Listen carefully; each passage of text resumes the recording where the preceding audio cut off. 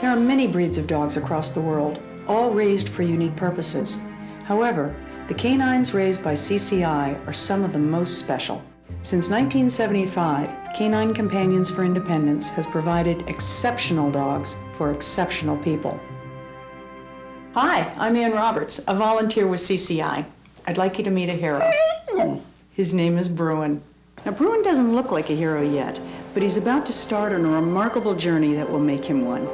Santa Rosa, California is the national headquarters of Canine Companions for Independence, a nonprofit, nationwide organization that breeds, trains, and provides assistance dogs to children and adults with disabilities. Here, Bruin was bred from parents especially selected for their temperament and ability to learn. At 8 weeks, a CCI puppy's journey really gets underway. Puppy raisers provide a warm, nurturing environment for CCI pups until they're about 16 months old. During that time, they teach them basic skills to prepare them for higher level training. This is such a key stage in our little hero's development.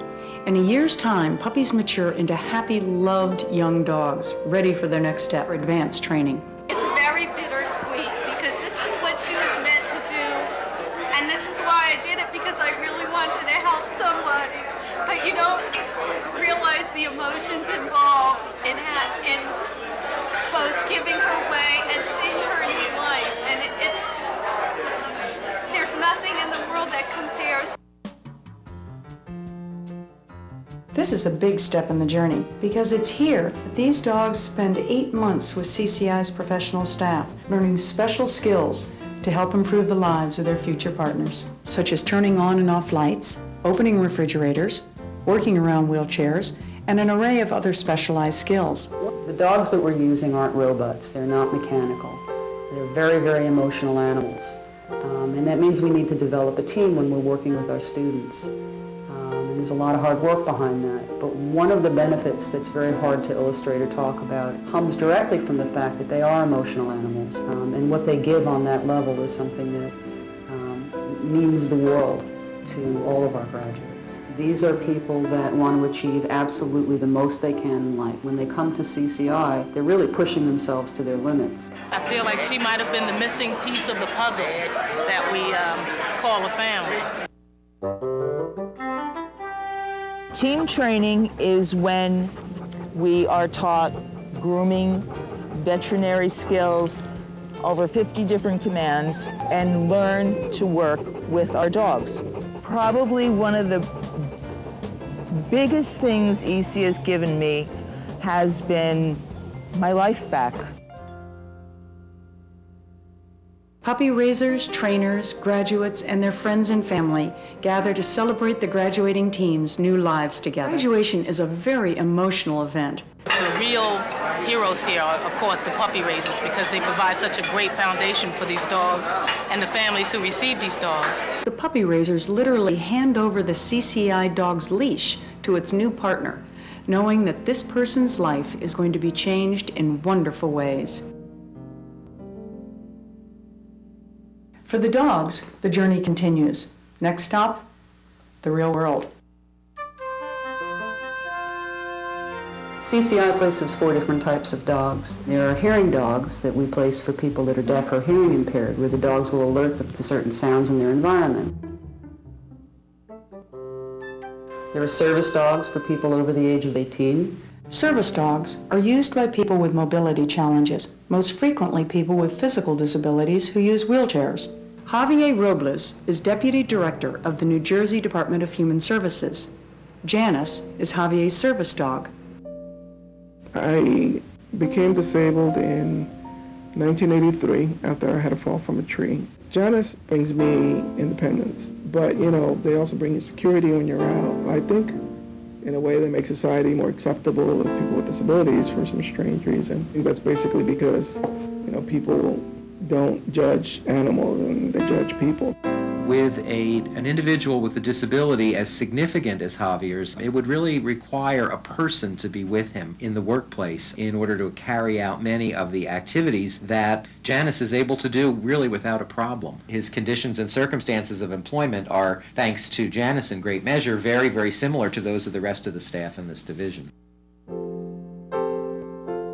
A skilled companion dog works with someone with a physical, developmental, or cognitive disability.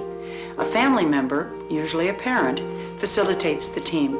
Let's meet Sarah Jean Hamill and her skilled companion dog, Tulane.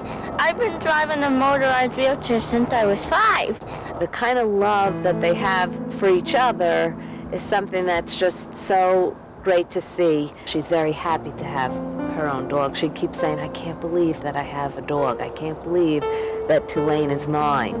Tulane is my best friend because he's always there with me. I think that just in general, Tulane's made Zara a lot more independent. Whereas she used to be a little more shy, he's made her very assertive. It's something that's always been there, but he's just brought out the best in her. Facility dogs work with a professional caregiver in physical or occupational rehabilitation, special education, hospital, nursing home, or other healthcare-related facilities. Here at St. Mary's Hospital for Children in Queens, Sheba helps occupational therapist Gail Barden turn challenging therapy into fun. Gail is a unique and an incredible therapist. She is one of a kind. She is intelligent and creative and will do just about anything to motivate a child. She's a great partner to work with Sheba.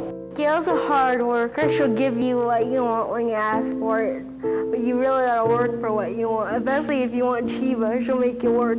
Treatment is painful and it's difficult. Our kids are recovering from some serious illnesses or injuries, and it just doesn't seem like work when they're working with Sheba.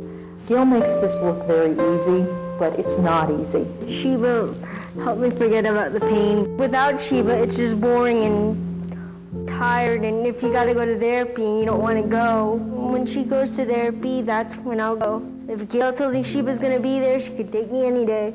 She takes the work out of the work, and she makes it a wonderful experience, regardless of whether or not the goals were achieved.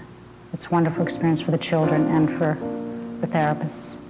At the end of Sheba's working day, she goes home with her caretaker, Libby Zimmer. Libby provides Sheba with a wonderful home and lots of TLC. Without question, CCI is the program that you want to work with. So that's the journey of a hero. It's one requiring hard work, dedicated people, sacrifice, and commitment. Ultimately, it's all about what only a dog can give: unqualified love, uncompromising loyalty.